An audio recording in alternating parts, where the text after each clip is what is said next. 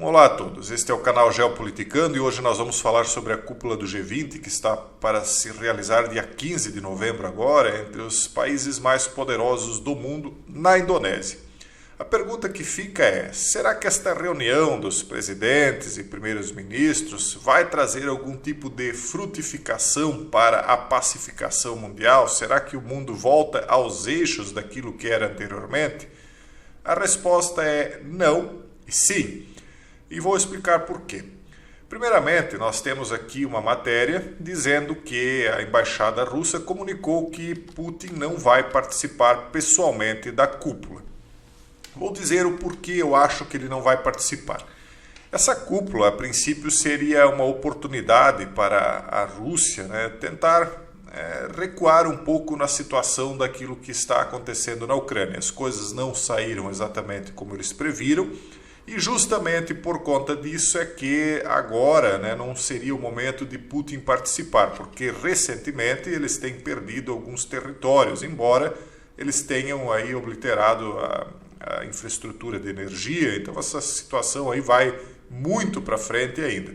Só que é quase que um consenso internacional de que as coisas não saíram como a Rússia previa, como todas as Gs, quando elas começam, as pessoas acreditam que vão terminar de uma maneira e elas acabam terminando de maneira sempre imprevisível.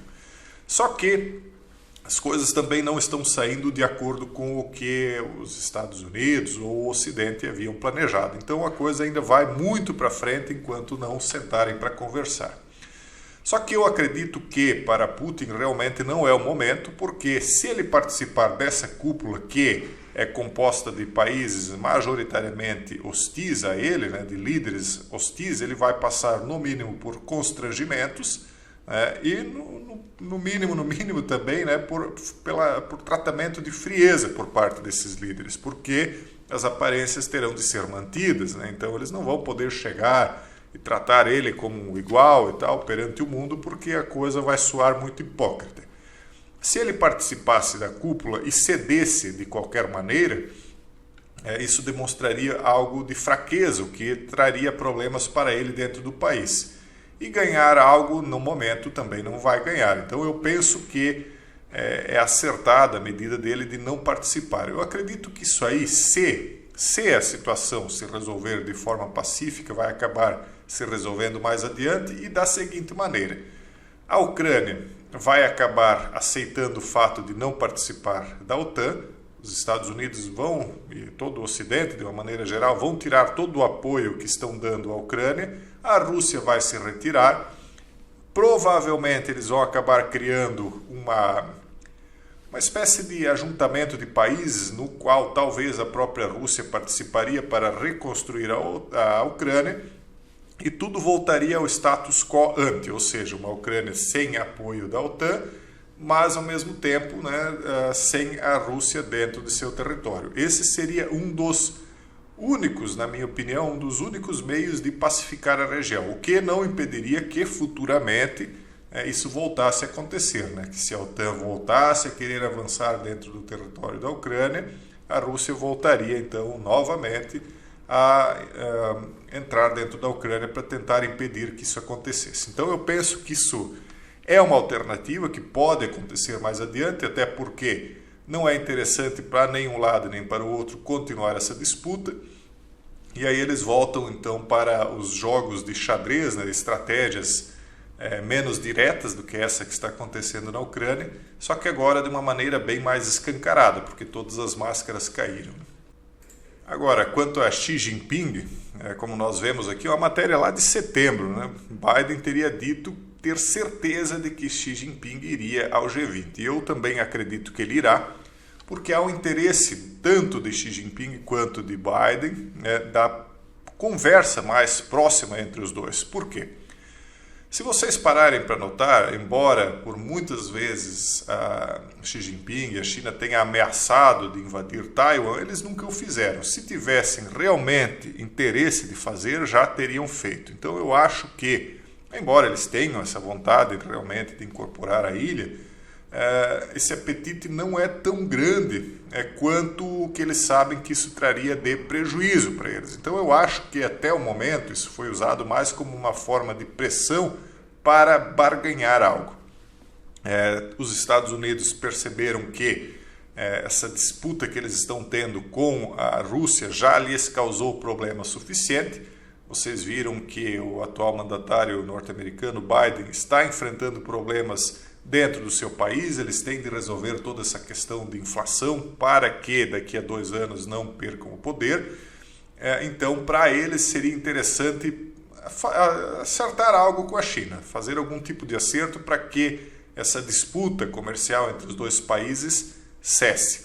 Por outro lado, para Xi Jinping, as coisas também não estão muito boas. Ele observou que o avanço russo não teve os resultados esperados, então talvez seria interessante para eles também, que tem como principal cliente os Estados Unidos e a Europa, fazer algum tipo de acerto para que eles possam voltar a vender com a mesma quantidade e sem sofrer todas essas pressões, sanções, enfim, voltar a um tipo de normalidade, não exatamente como era antes, mas uma normalidade relativa, né, para que Xi volte a poder respirar um pouco, porque as coisas dentro do seu país também não estão muito boas. Nós sabemos que essa crise imobiliária que ronda os Estados Unidos também ronda a China, e dentro dos poucos dados que nós temos, parece que a situação na China é ainda pior.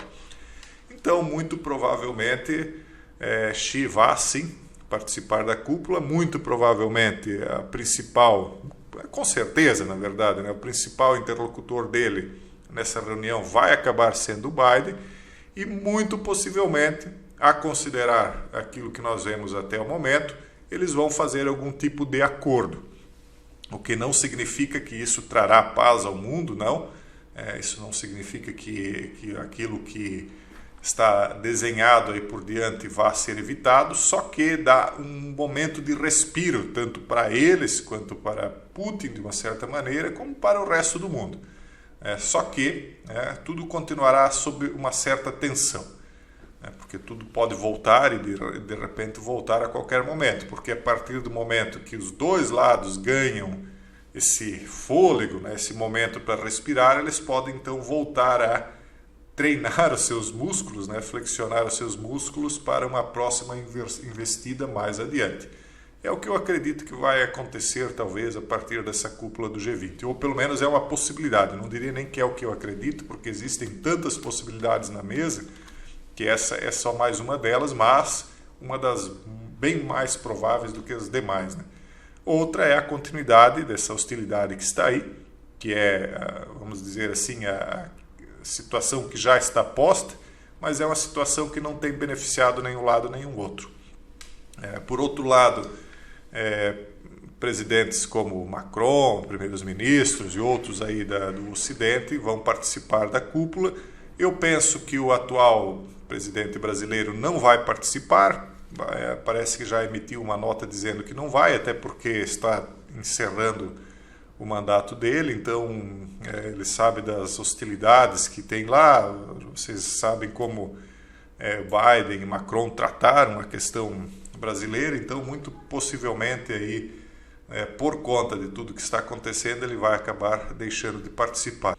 E para terminar o meu comentário, eu só queria tratar desse encontro aí que foi muito comentado, principalmente aqui no Brasil, entre o Macron, o líder francês, e Maduro, o líder venezuelano, sobre como essas máscaras vão caindo conforme o tempo vai passando. Então esses líderes que anteriormente fingiam se odiar e agora fingem se amar, mostra que quando os interesses são comuns, as tratativas são totalmente diferentes. Então, na verdade, esse fingimento de ódio, esse fingimento de amor, é só isso, é cena para que os povos de seus países pensem que realmente aquelas palavras duras do passado ou amenas do presente representam efetivamente alguma coisa. Na verdade, o que acontece entre as nações nunca é uma relação de amor e ódio, mas simplesmente de interesses.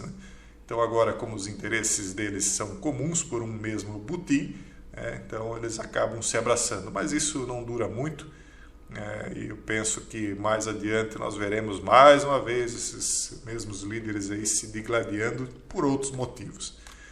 A nós cabe continuar observando, nós não somos atores da história, mas apenas e tão somente observadores e, no máximo, comentaristas do que está acontecendo.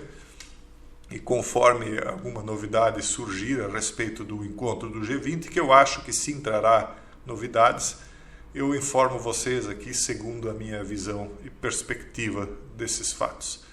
Um forte abraço e até o próximo vídeo, se Deus quiser.